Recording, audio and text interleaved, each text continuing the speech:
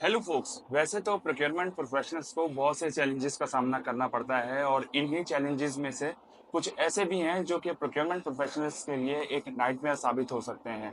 ऐसे ही एक चैलेंज के बारे में आज जानने की कोशिश करेंगे इस वीडियो में।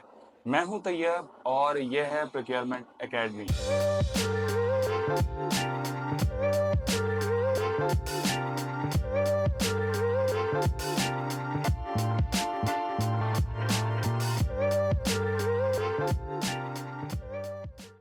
ऑल राइट जी, वेलकम बैक। सो दोस्तों, मैं बात कर रहा हूँ मैवरिक स्पेंडिंग की। और मैवरिक स्पेंडिंग बेसिकली किसी ऑर्गेनाइजेशन में की जाने वाली ऐसी ट्रांजैक्शन को कहा जाता है जो कि उस ऑर्गेनाइजेशन के ऑफिशियल और pre defined buying rules, policies और प्रोसीजर्स को बाईपास करके परफॉर्म की गई हों।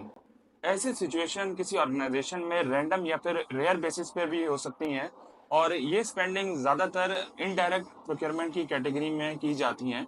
अगर आप डायरेक्ट प्रोक्योरमेंट और इनडायरेक्ट प्रोक्योरमेंट के बारे में जानना चाहते हैं तो इसके लिए ऑलरेडी मैंने एक वीडियो बनाई हुई है जिसका लिंक यहाँ पे आपको आई बटन पे या फिर इस वीडियो की डिस्क्रिप्शन में मिल जाएगा। मैवरिक स्पेंडिंग की एग्जांपल कुछ यूं दी जा सकती है कि प्रोक्योरमेंट डिपार्टमेंट किसी सप्लायर से नेगोशिएट करके डिस्काउंटेड रेट पर प्रिंटर टोनर प्रोक्योर करने का एक एग्रीमेंट करता है और ये सप्लायर प्रोक्योरमेंट का प्रेफर्ड या फिर अप्रूव सप्लायर है based on value for money he is giving.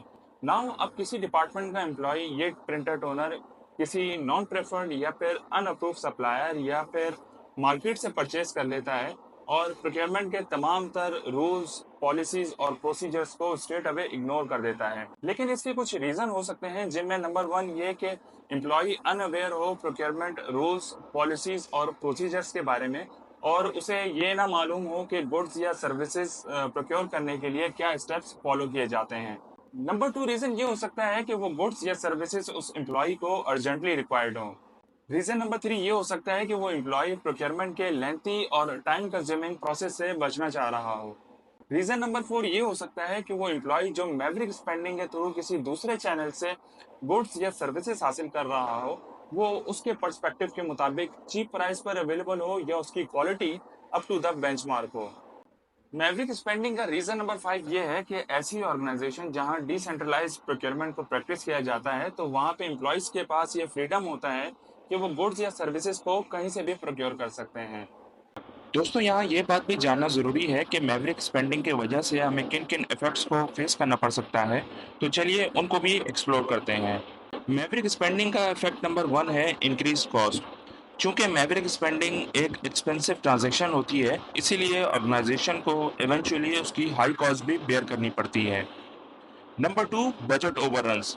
इन्हीं अनकंट्रोल्ड और एक्सपेंसिव ट्रांजैक्शंस की वजह से बजट में शॉर्टफॉल होने के चांसेस होते हैं, जिसकी वजह से बजट में रखे गए ऐसे गुड्स की प्रोक्योरमेंट कॉम्प्रोमाइज्ड हो सकती है जो कि क्रिटिकल नेचर की हो। Number three, quality issues. जैसे कि मैंने अपनी एग्जाम्पल में बताया कि एम्प्लॉय एक नॉन प्रेफर्ड सप्लायर से गुड्स बाय करता है जो कि उसके पर्सपेक्टिव के मुताबिक चीप प्राइस पर अवेलेबल होती है या स्टैंडर्ड क्वालिटी की होती है। लेकिन ये भी हो सकता है कि वो गुड एक्चुअल में काउंटरफिट हो या स्टैंडर्ड क्वालिटी की ना हो। Number four, supplier relationship issues. Maverick spending के थ्रू नॉन प्रेफर्ड सप्लायर से की जाने वाली प्रोक्योरमेंट आपके प्रेफर्ड सप्लायर से किए गए एग्रीमेंट पर इम्पैक्ट डाल सकती हैं और उसकी वजह से आपके और प्रेफर्ड सप्लायर के दरमियान रिलेशनशिप खराब होने के चांसेस हो सकते हैं। नाउ अब क्वेश्चन ये है कि मैवरिक स्पेंडिंग को कैसे रिड्यूस किया जाए। तो इसके लिए कुछ टिप्स को फॉलो किया जा सकता है, जिसमें टिप नंबर वन ये है कि प्रोक्योरमेंट की एक क्लियर, डिटेल्ड और इजी टू अंडरस्टैंड पॉलिसी बनाई जाए और तमाम एम्प्लॉयज़ को इफेक्टिवली कम्युनिकेट की जाए। टिप नंबर टू ये है कि ऐसे प्रोक्योरमेंट सिस्टम को इम्प्लीमेंट किया जाए जो कि न सिर्फ इजी टू यूज़ हो, बल्कि अप्रूवल वर्कफ्लोज और परचेजिंग प्रोसेस को सिंप्लीफाई और स्ट्रीमलाइन कर सके। टिप नंबर थ्री ये है कि एम्प्लॉयज़ को एजुकेट किया जाए कि मैवरिक स्पेंडिंग की वजह से एज अ यूज़र उनको और ऑर्गेनाइजेशन को किन किन नुकसानात को फेस करना पड़ सकता है। टिप नंबर फोर ये है कि सेंट्रलाइज प्रोक्योरमेंट सिस्टम को इम्प्लीमेंट किया जाए और उसको फुल अथॉरिटी दी जाए ताकि इंडिविजुअल डिपार्टमेंट की तरफ से की जाने वाली प्रोक्योरमेंट को रिड्यूस किया जा सके। तो ये थी एक वीडियो मैवरिक स्पेंडिंग के बारे में। इस तरह की मजीद इंफॉर्मेटिव वीडियोस के लिए इस चैनल के साथ जुड़े रहिए।